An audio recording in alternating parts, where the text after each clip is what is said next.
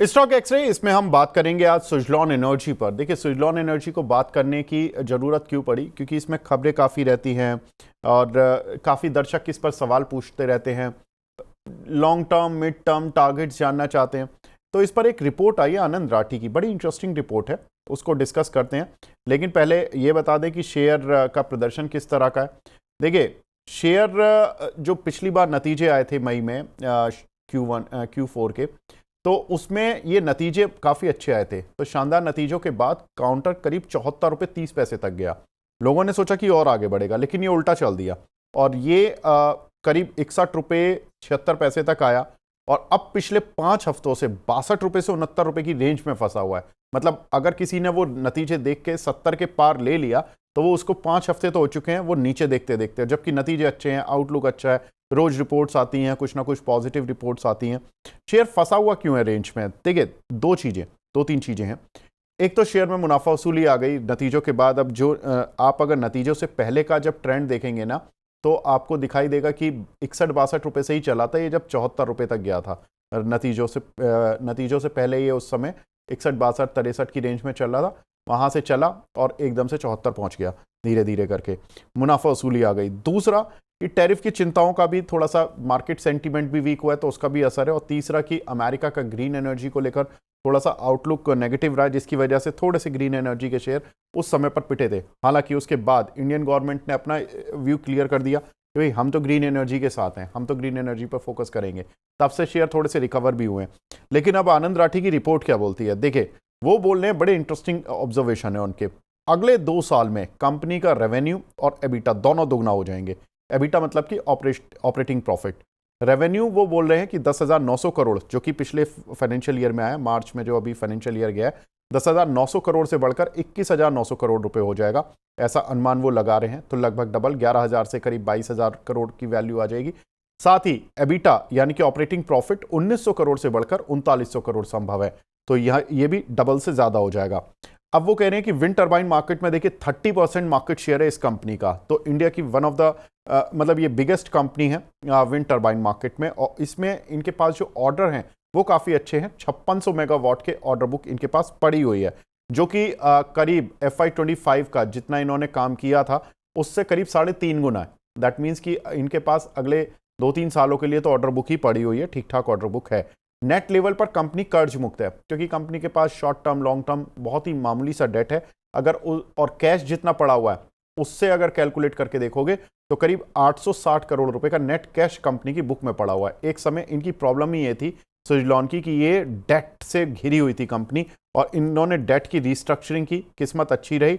Date restructuring के बाद इनकी पूरा डेट भी उतर गया और इनके पास आज ऐसी स्थिति आ गई है कंपनी के पास कि देखिए कंपनी कैश रिच हो गई है, कैश रिच धीरे धीरे हो रही है। इनका मैं बता दूं, मार्च 2020 में 13,210 करोड़ रुपए का डेट था कंपनी के ऊपर, और मार्च 2025 में केवल 5 सालों में केवल अब डेट रह गया 323 करोड़ रुपए का। और इनके पास अगर टोटल कैश देखेंगे ना, तो कैश है करीब 1113 करोड़। तो 1113 करोड़ में से 323 घटा दो तो लगभग 800 करोड़ के आसपास का बनता है। तो वो इनके पास कैश अब नेट में पड़ा हुआ है, जिसकी वजह से काउंटर पर काफी सारे ब्रोकर्स बुलिश है कि भाई ये कंपनी कैश लेवल पर आ चुकी है, इतना तेजी से टर्न अराउंड करने वाली कंपनी बनी है। ईपीएस देखिए जो FY26-27 में एस्टिमेटेड है वो 1.5 रुपए से 2 रुपए की है, और FY27 की ईपीएस के आधार पर यह काउंटर करीब 33 के पी मल्टीपल पर चल रहा है। आनंद राठी की राय है कि इसको बाय कर चलें, 81 रुपीज के टारगेट उन्होंने दिए हुए हैं। ब्रिजेश सर, अगर आपका हाउस इस कंपनी को ट्रैक करता है एज एन फंडामेंटल, तो अगर कुछ टारगेट हो वो बता दीजिए, अगर नहीं करता है तो टेक्निकली बता दीजिए sir. Long term to mid term कैसा लग रहा है आपको? हाँ विवेक, मैं ये मानता हूँ कि ये स्टॉक जो 50 के लेवल से जब अभी रिसेंटली जो चला था वहां से इसने एक बॉटम फॉर्मेशन तो बना दिया। तो हम ये मान के तो चल सकते हैं कि आने वाले दिनों में ये 50 का जो लेवल है वो तो ब्रेक नहीं करेगा। अब क्या करते हैं कि ये जो रिसेंटली जो स्विंग बना था, जिसका लो है 60 का जो लेवल है, इसको हम सपोर्ट मान के चलते हैं। अगर किसी को बाइंग करना है तो वो 60 का स्टॉप लॉस से बाई करे। और 80, अगर जो जहां से सप्लाई आया था 74, उसको पहला रेजिस्टेंस, और 86 जो ऑल टाइम हाई का जो लेवल है उसका रेजिस्टेंस, तो हम इसको वो मैं टारगेट्स नहीं बता पाऊंगा कि एग्जैक्टली कैसे, क्योंकि कोई फॉर्मेशन नहीं है यहाँ पे। But hmm. सपोर्ट्स जिस हिसाब से लेके चल रहा है, तो जिनको भी लॉन्ग करना है 60 का स्टॉप लॉस रखे और लॉन्ग करे।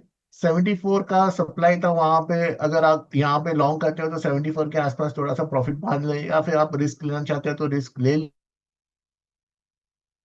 तो यहाँ पर ब्रजेश सर ने भी बोला है, उनसे संपर्क करने की कोशिश करेंगे दोबारा, लेकिन सर ने बोला कि अगर जो लोग ले रहे हैं तो शॉर्ट टर्म टारगेट तो 71 72 के आसपास का रहेगा।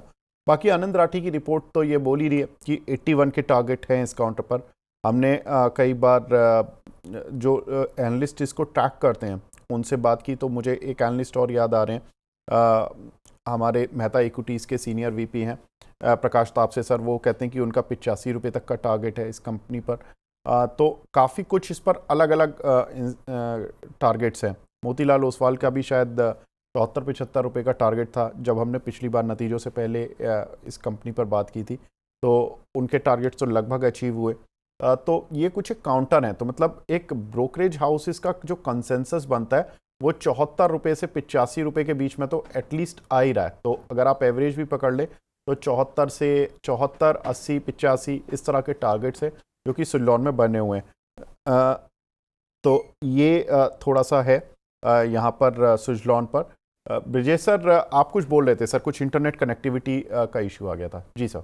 हाँ शायद, या विवेक, मैं ये बता रहा था कि पहले तो मैंने ये कंफर्म लग रहा है कि मीन्स 50 का जो लेवल है वो बेस बन चुका है। 50 के बाद जब एक रैली आई थी, उसके बाद जो 60 का एक जो सपोर्ट बना है, वो मुझे लग रहा है अभी वो 60 का भी एक बेस बन चुका है। हम्म। तो डेफिनेटली इसमें हम बाइंग की सलाह दे सकते हैं। स्टॉप लॉस हम 60 का लेके चलेंगे। तो जिनको भी लॉन्ग करना है वो 60 का समझ के चले कि 60 का स्टॉप लॉस रहेगा, और रेंज में इसको थोड़ा सा बाई करें। 74 का लेवल है जहां पे मुझे लगता है कि पिछली बार जहां से सप्लाई आया था वहां पे थोड़ा सा आपको इसको शायद सप्लाई फिर से मिल सकता है, तो 74, और फिर बाद में 86। तो वो प्रॉफिट बुकिंग का तो हम सोचेंगे बाद में, लेकिन अगर किसी को बाई करना है यहाँ पे तो डेफिनेटली बाइंग की सलाह है। और रेंज में करें, 66 से 64 के रेंज में बाय करें, और 60 का स्टॉप लॉस बांध के इसको हम तेजी कर सकते हैं फिलहाल।